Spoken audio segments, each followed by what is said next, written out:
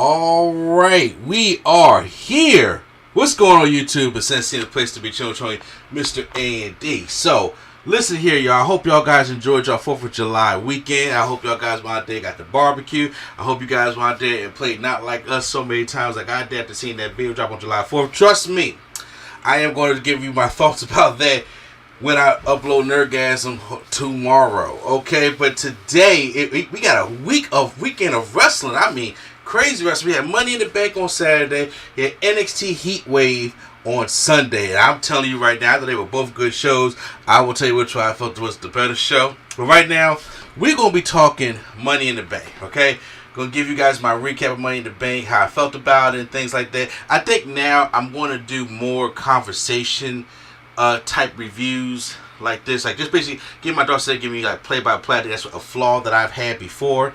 Especially when I'm doing this up by myself, right? Because usually I know I've been working with Prime, Late Sketch, Q-Flow, but most recently, a lot of stuff has just been happening. Our schedules hasn't been doing that. Prime is on the road right now. He's already exhausted. Q-Flow's out there doing his thing also, and he comes to some situations this weekend, and then Late Sketch, you know, like I said, if she watches it with me, she'll watch it, but she doesn't watch wrestling on her own. You know what I'm saying? So that's how it's going to be. It's all good. It's all love, though. So y'all sitting here right now with Mr. A&D. So we about to get up into this right now and give y'all guys Money in the Bank. But I think I feel more comfortable when I'm just talking to y'all as a conversation, opposed to trying to be like a professional play-by-play breakdown of each move and stuff like that in the matchup. Because so I just want to get it out the way first. All right. So we kick off Money in the Bank with the men's Money in the Bank ladder match, which is Drew McIntyre. Drew McIntyre, Andrade, Carmelo Hayes, Jey Uso, Chad Gable. I'm missing. Wait, hold on. Let's start this over. We got Jey Uso, LA Knight, Chad Gable, Carmelo Hayes, Andrade, and Drew McIntyre. First off, I enjoyed Jey Uso's entrance of how they had, you know, because he could come through the crowd now, and he had all the crowd in like the little entryway where you could go out to the arena. Ain't never been to any kind of arena, and they had Jey Uso hiding behind him, and he comes up there and turns around and get the yeet going. LA Knight was crazy over in Toronto, obviously, because he's LA Knight, right? And it was really feeling him. Of course, Gable got booed. Carmelo, they're still working up to Carmelo Hayes. Like I said, he's been on SmackDown a couple times, so you're familiar with the name and stuff like that, but you guys still see his talents. Andrade, to me, in my personal opinion, at least I probably heard different, got like no kind of reaction. Okay, I think they gotta do more with Andrade. Because I think it's been the same thing in each company when he went from NXT to then WWE, then AEW, then back to WWE. It's like, you know, I think he needs a mouthpiece. They gotta figure out what they're doing with Andrade, right? Of course, Drew McIntyre, because Drew McIntyre already came here and said that he was going to win this thing. And the thing is, I thought this was a good match. I thought it was a good opening to a ladder match. And I'm going to explain the results and stuff like that when I get further on down in there. So I thought it was a really good matchup.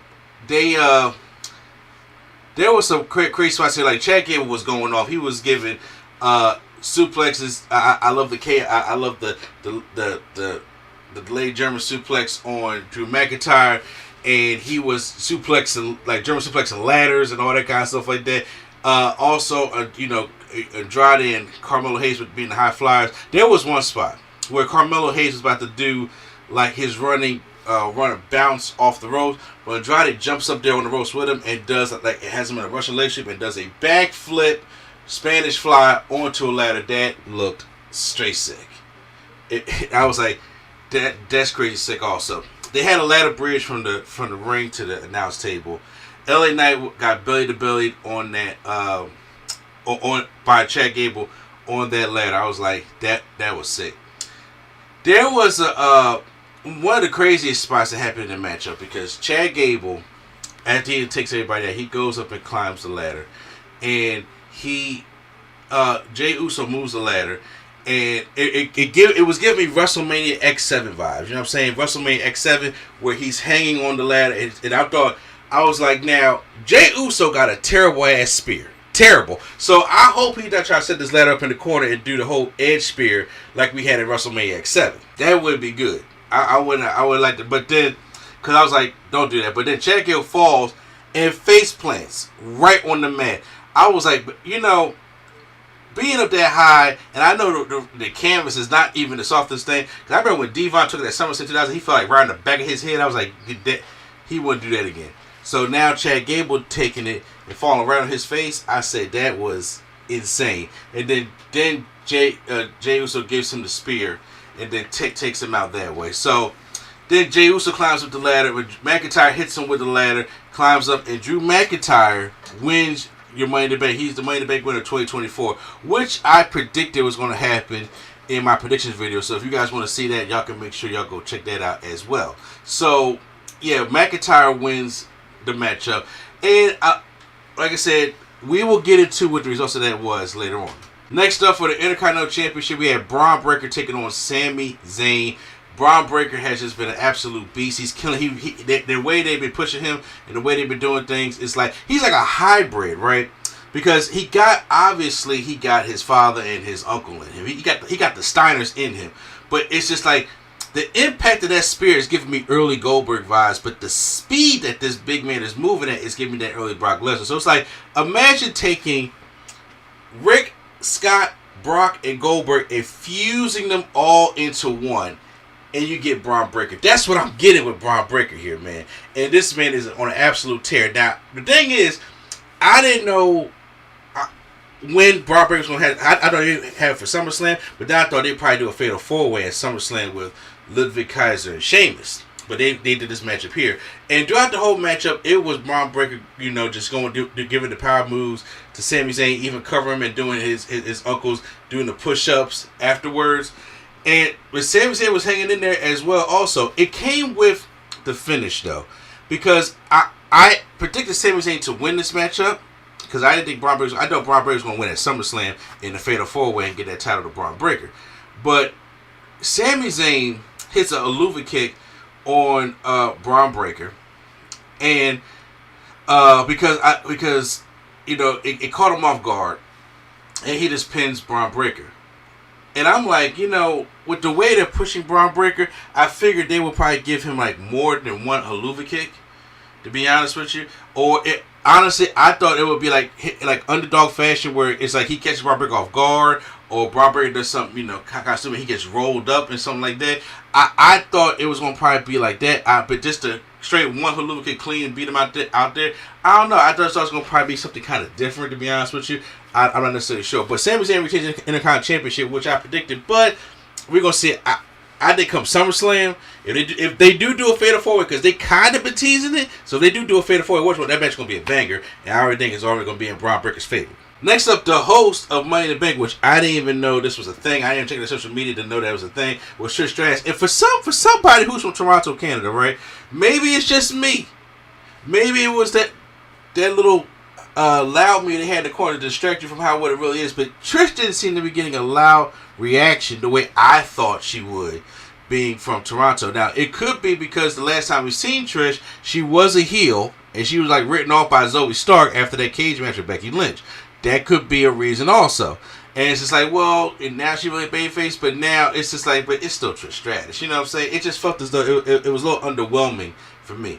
But she was out there basically to bring out John Cena, and everybody's like, oh snap, Cena's here. Now, once again, Cena been doing this kind of regularly, doing these surprise Money in the Bank type of appearances, because last year he was at Money in the Bank surprisingly, because he was trying to tease WrestleMania coming to the UK, which is probably not going to happen no time soon. Cena is out there, and he's out there to announce that he is retiring. Now, at first he said, I'm announcing my retirement. And I was like, damn, Cena's going to come out here, this retirement like that? But no, what's happening is John Cena's going on a retirement tour. That's what this is. John Cena's going on a retirement tour all through next year. So 2025 is going to be the official last year, because he said the Royal Rumble, he wants to be in the Royal Rumble. I don't know if it's going to be the match or whatever the case may be, but that's going to be his last Royal Rumble, last Elimination Chamber. WrestleMania 25 is going to be his last WrestleMania. He said when Raw moves to Netflix, he ain't never been on a Raw that's been on Netflix, so he got to do something on there next year when that comes to Netflix. So all that stuff is like John Cena's going on his retirement tour, and then I think he has about 40 dates, something like that lined up. I'm not necessarily sure, because he was talking about it at the press conference, and he's going probably until December. So all next year is going to be the year of Cena, and he's going to be leaving. So I'm just like, Okay, you know what? John Cena has had a great career. That was Vince's due for those for the ruthless aggression era going into the PG era. They just stayed with John Cena. Then when the fans started turning on John Cena, but I've been a fan of John Cena. I've met John Cena multiple times actually. I've taken my son to see John Cena multiple times. When my son was younger. Like my son's 14 now. My son barely watches wrestling anymore. Sometimes he does. Sometimes he does because he wants to get back into it. But especially when it's hot now. But when he was younger, he was in. Because what kid isn't, right? He was in to John Cena. And we went to go beat John Cena on 2 different occasions. And I'm telling you, the John Cena, we was both in line for John Cena for 2.5 to 3 hours. Because it was just hey, it's John Cena, take a picture, move. John Cena, take a picture, move. John Cena was sitting there talking to these kids, talking to the families and stuff like that. And I was just like, bruh, I appreciate you being as humble, great servant, but my God, let's move this line on, right? So, shout out to Cena, man. On the podcast, I'll talk more about his retirement, what I think what he could be doing, and what I think should be in the cards for Cena. But it was a great career for Cena, or as they call it, the greatest of all time. Next up, it was the World Heavyweight Championship match. Damian Priest taking on Seth Rollins. If Priest lost, he had to do the Judgment Day. If Seth lost, he could not challenge for the World Heavyweight Championship again. But as long as Priest is holding the championship. So, this matchup, it got to second gear, I would think, but it just never got to that third gear. That the drama wasn't there. Because, honestly, I think everybody was distracted by the fact that they're waiting for Drew to come down. Because Drew said, I'm going to win the Money in the Bank, which he did, and I'm going to come down and I'm going to cash on it and win the World Heavyweight Championship at Money in the Bank. And I will get into my thoughts real quick about that after I finish talking about how I felt about the match. Like I said, I thought it got to second gear. I thought they both did good. But there was this one spot where Seth,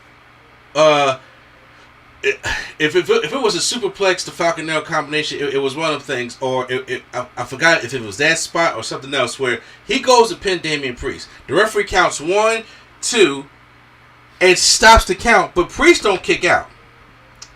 He doesn't kick out. It's a botch. It's like, why didn't the ref count to 3, or why didn't Priest kick out? Did he miss his cue? What happened? What it was? Did he miscount the thing? I don't know what it is. And as soon as that happened and Priest rolled over, then McIntyre's music hits and McIntyre comes out to the ring. So everybody automatically is seeing like, okay, here comes Drew McIntyre. He's going to cash in. So he does cash it in and makes it a triple threat match. So while it's a triple threat match, CM Punk comes as expected. And he starts beating up on Drew McIntyre. And because Drew McIntyre like hits the Claymore, he kind of hit the Claymore on Damian Priest. But then he goes and CM Punk pulls him outside the ring, starts beating him down, throws him over the barricade, starts hitting him with a steel chair, back to back, and then starts choking him with the cord, starts punching him in the head and everything like that. Then he looks at the World Heavyweight Championship, pulls it off, goes to the ring and hits Drew with the championship. Then Damian Priest goes and gets him a South of Heaven chokeslam and retains the World Heavyweight Championship. Everything down to the T of what I predicted in my predictions video, which is already up. You guys can go back and check that out. Everything I predicted down to a T is what happened. And there are a lot of people out there on social media that are upset by this decision, which I'm not, because I predicted that's what's going to happen. Because I understand that the thing where people are saying that, well, y'all wasted the Money in the Bank briefcase, right? Whereas Drew McIntyre and CM Punk already had the heat enough going into SummerSlam. How much more y'all going to have to do with them without giving them a match, right? But here's the way I looked at it, okay? Because I looked at it as this. Jey Uso and Chad Gable, who was probably some favorites everybody to win the Money in the Bank briefcase, I think they're going to be tied up right now. Number one, Andrade's not winning that briefcase, because right now Andrade's not over. Carmelo Hayes is still new, and you can sit there and make the thing like, if you give it to him, it'll help boost him up. But even in the next year, if you go by the next calendar year, I don't see Carmelo Hayes win any championship, any world championship just yet, Intercontinental and US or anything like that. Sure, tag team maybe, but he's still new right now, and right now you can tell that Melo is going to be a focus, but Braun Breaker is going to be another focus also, you know. So I get why you don't put that on Melo, right? So then it leaves, you got LA Knight. LA Knight, it's already tailor-made that at SummerSlam, it's him and Logan Paul for that United States Championship. You're going to give LA Knight that United States Championship and get that shit off Logan Paul. And that, because LA Knight needs to have some gold. He don't need the Money in the Bank briefcase, okay? So now that leaves us down to Drew, Jey Uso, and Chad Gable. Chad Gable's clearly doing something with the YS6, right? Hell, even Jey Uso got some YS6 stuff going on in him. But right now, the biggest story for Jey Uso right now is this bloodline story.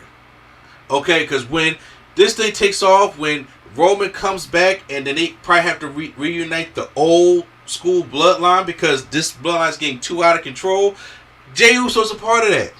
Whenever Jimmy comes back, whenever Roman comes back, and they play this thing out going on to War Games, Jey Uso don't need the Money in the Bank briefcase right now because he got something bigger going on for that, and he's not going to. As much as over as Jey Uso is, as much as anybody likes Jey Uso, I don't see them putting the heavyweight championship on Jey Uso.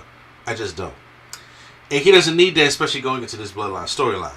Which leaves McIntyre. But it's like, if McIntyre wins, everybody say, well, CM Punk could have came out and screwed him in the ladder match. And once again, if he screws Drew McIntyre in the ladder match, somebody else has to get it. And all them reasons I just gave you is the reason why they won't give these guys their briefcase right now.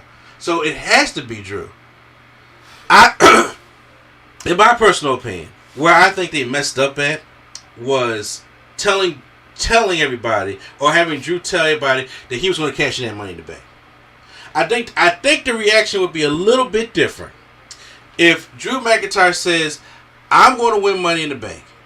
Then I can have my guaranteed shot at the World Heavyweight Championship. Right? And he doesn't say anything else. He doesn't say I'm going to do that Money in the Bank. He just leaves it at that.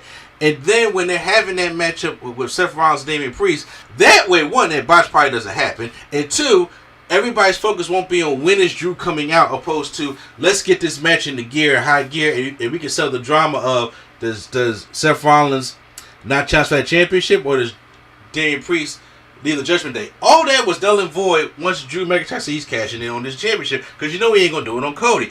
Michael Cole and Corey Graves tried to sell it that it could be Cody. It wasn't going to be Cody, okay? So now if he didn't say that, and then all of a sudden Drew McIntyre's music hit, like, oh snap, he just won tonight. He's going to do this tonight? I thought he was going to probably wait and have it going into SummerSlam and take it on CM Punk, and maybe at SummerSlam it could be a match for the briefcase, right? Whatever the case may be, because remember, Drew McIntyre screwed CM Punk out of his opportunity to main event WrestleMania for that World Heavyweight Championship. So you could have sold the fact that it would have been Drew McIntyre and CM Punk at SummerSlam for that briefcase. But now since he cashed it out now, it's like, oh, snap, he's probably going to try to win the World Championship.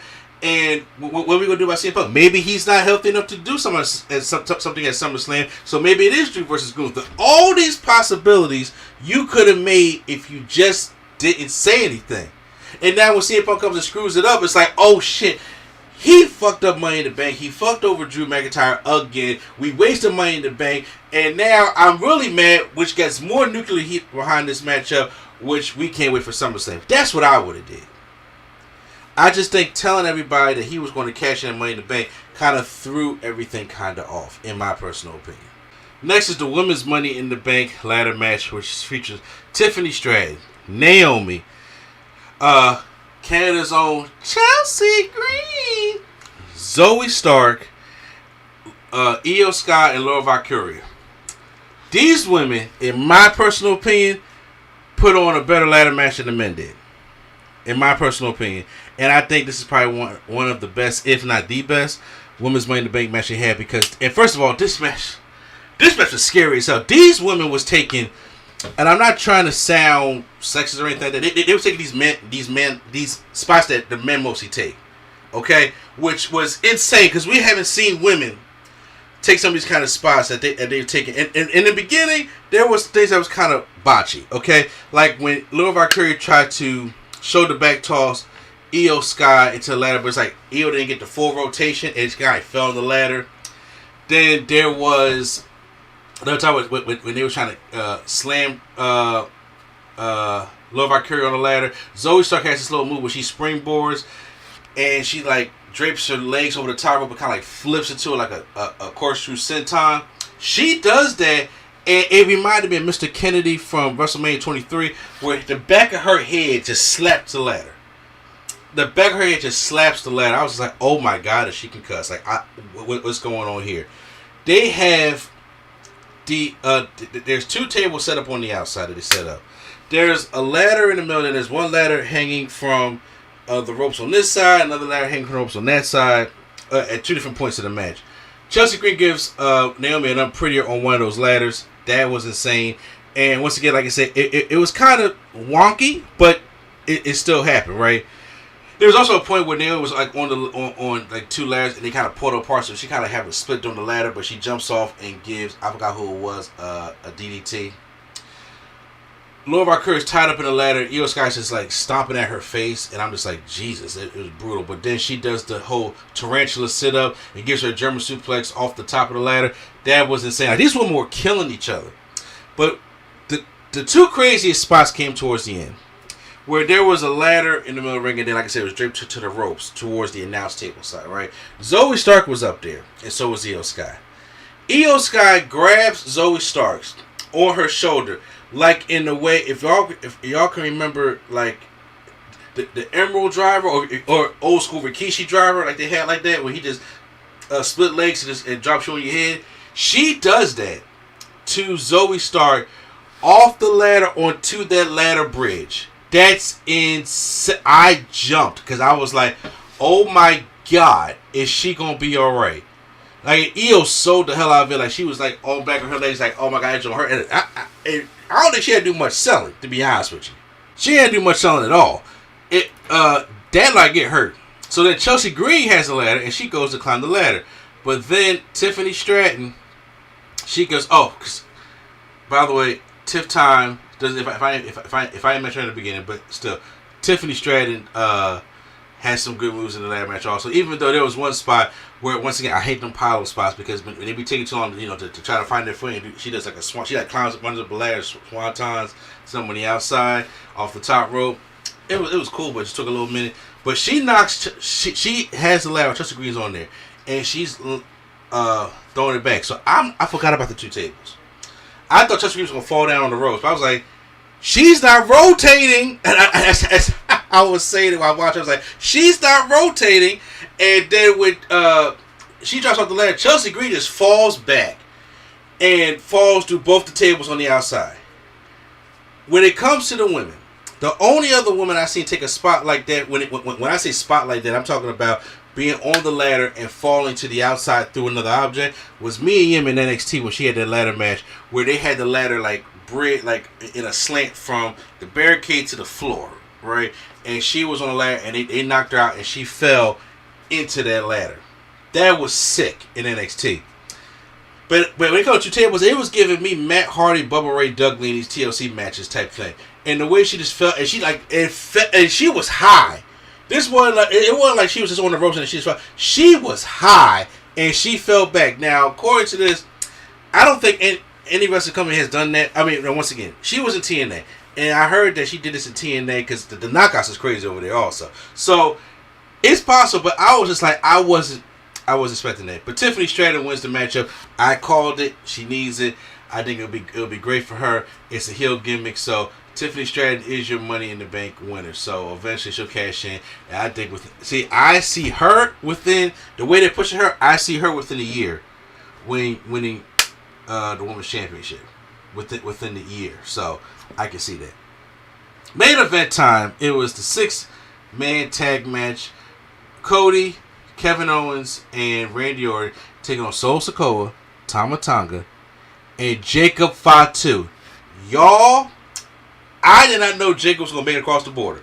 They even played it up into the storyline saying that Triple H had to go through a lot of things to get Jacob across the border. Because for those who don't know, Jacob Fatu has like a criminal record right now. And sending him at the Usos to the point where when it comes to traveling outside of the United States, they cannot go. So when they said this, I just thought it was going to be Tonga Loa. But I was just like, I didn't want to showcase Jacob Fatu. And yeah, he made it across the border. I was happy for that. This matchup to me though, it lacked something. It didn't give me that, that Shield 6-man tag matches that they be having, where they had to get 3 people together, the team that faced the Shield. Toronto was hot for Cody, Owens, and Orton singing their songs and everything like that. I know Owens, his mother was in the hospital. I think it's his mother, and so he had that weighing on him that night. But it didn't feel special at anything. Jacob Fatu was dope though. Okay, Jacob Fatu was dope. As soon as Jacob Fatu got in there, Randy Orton goes for his DDT, and he gets up and no souls it. And he knows those at Randy Orton DDT, and it shocks Randy Orton. And then this man was flying, going all over the place. I enjoy Jacob Fatu. Like I said, he's gonna outshine Solo Sikoa real soon. Okay, and they did have an announce table spot where Kevin Owens gives a frog splash off the barricade to Jacob Fatu through the announce table, try to take him out. And there was a spot where Cody does a dive through the ropes, and I think it takes out kind of the bloodline members. I think Tonga Loa hits his head on the back of the announce table, which looks like it sucked. He may need to get checked out, honestly. It came in effect that when it came to the finish, Kevin Owens was going for a package pile driver or package suplex to Tama Tonga, and Tonga Loa tries to go for a low blow. He misses it the first time. He has to come back in there and give Kevin Owens the low blow again. And then that's when Randy Orton comes in there and gives Tonga Loa the RKO, gives Tonga an RKO. But then Jacob Fatu comes in there. Solo Sikoa comes in there and gives him a Samoan Spike. Then, as Cody Rhodes is trying to give Solo Sikoa a crossroads, Jacob Fatu runs up, gives him a whisper in the wind. This big dude gives a whisper in the wind to Cody Rhodes, takes him out. Solo Sikoa hits a Samoan Spike, and he pins Cody Rhodes, which automatically, the rumors is true, sets up for Solo versus Cody at SummerSlam for that championship, which I think is the best way to get Roman back here. Okay, but that was Money in the Bank. I thought Money in the Bank was a pretty decent show. Honestly, I don't think it was the best show of the weekend. I thought that went the Heat Wave, in my personal opinion. But we'll get into Heat Wave in a minute. But that right there, yeah, I give it still a thumbs up show. You can post out in the comments below how you guys felt about Money in the Bank, your decision, how you felt about the whole Drew McIntyre cash-in thing, how you guys felt about the main event, anything like that. But yeah, this is the way I'm trying to work into doing my new wrestling reviews now. So make sure you guys stay tuned for NXT Heat Wave. Subscribe down below. Hit the like button. It really helps out the video. And once again, I'll see you next time. So once again, it's NXT Place to be chill. Mr. A&D. And I'm out of here.